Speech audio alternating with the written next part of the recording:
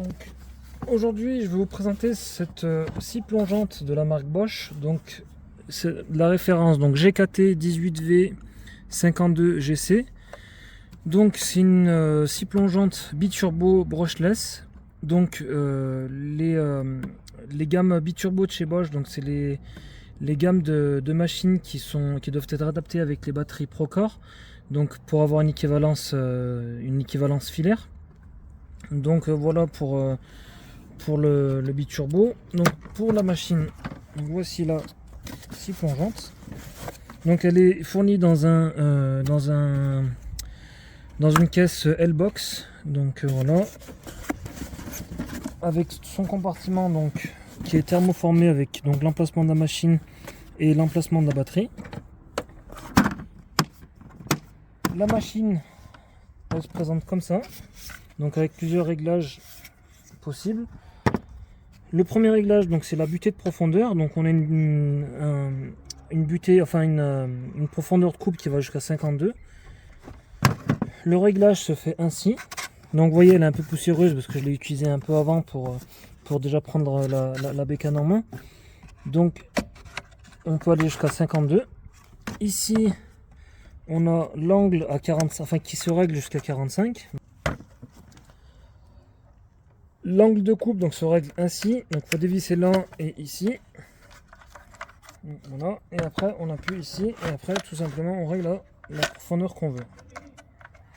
Donc après on resserre. Donc c'est juste pour vous montrer. Donc si vous regardez comme ça, on a bien l'angle de coupe à 45. Donc, voilà.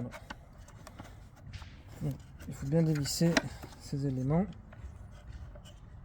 Voilà, on resserre ici. Voilà. Et voilà. Ici il y a une clé Allen qui est fournie, donc c'est plutôt pas mal comme. Enfin c'est vraiment astucieux d'avoir mis cette clé Allen ici. C'est pour dévisser le disque, donc pour remplacer le disque, pardon. Pour le disque, donc là il n'y a pas de batterie, hein, donc ce que je fais, il faut bien enlever la batterie, donc faites bien attention. Le disque, donc c'est de la gamme Expert de chez Bosch, donc c'est une gamme de consommables qui est vraiment très très qualitative. J'ai utilisé avec d'autres, c'était pas des disques, c'était plus des mèches ou des trépans, mais franchement c'est très très qualitatif. Donc ça je peux que vous recommander, moi je travaille qu'avec ça, donc je peux que vous recommander. Que dire de plus? Donc cette machine elle s'adapte donc sur un rail de guidage. Donc c'est pas fourni avec, c'est quelque chose qu'il faut acheter à part. Et après ici donc c'est pour régler plus ou moins le glissement en fait sur le rail, mais je vous le montrerai plus tard dans la vidéo. Que dire d'autre? Je pense qu'on a fait le tour.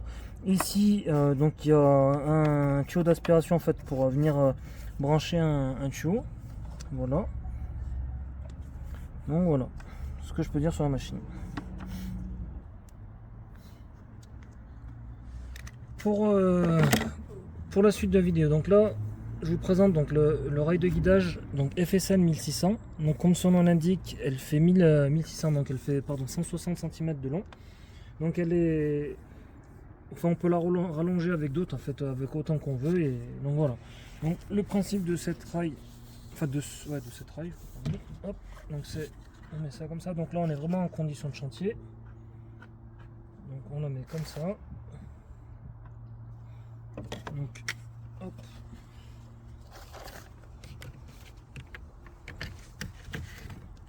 Donc là on serre.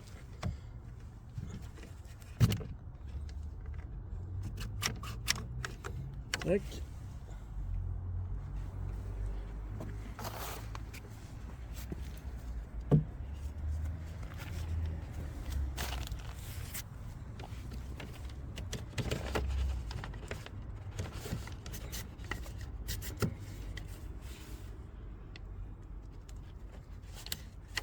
Voilà, donc là c'est serré. Donc là mon bois donc fait à peu près 27, donc moi je l'ai réglé à 29. Donc on est bien sur 29 de butée de profondeur et là je suis à 40, enfin pardon à 0 en angle de coupe. Donc voilà, donc là on insère ça ici, hop. Donc là on va faire la coupe.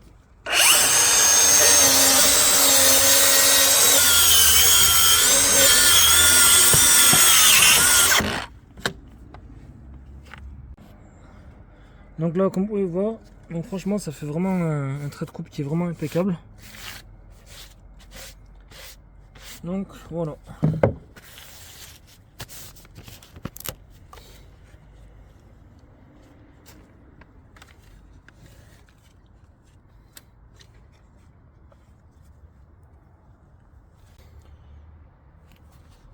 Donc vous avez vu vraiment le test en conditions chantier. Donc faut pas oublier, donc j'insiste bien, donc avec les batteries Procore. Donc celle-ci c'est une 5.5. Alors sur ce genre de bécane, donc je vous conseille minimum de la 5.5. Et même l'idéal ce serait de partir sur de la 8. Donc voilà, donc j'ai oublié de vous présenter, donc là sur cette machine, donc il y a un variateur de vitesse. Donc il y a le mode éco. Et ensuite, donc ça va de 6 jusqu'à 1, donc c'est dans ce sens, enfin même dans les deux sens en fait. Donc voilà, donc elle est vraiment complète. Je ne peux que vous recommander cette machine.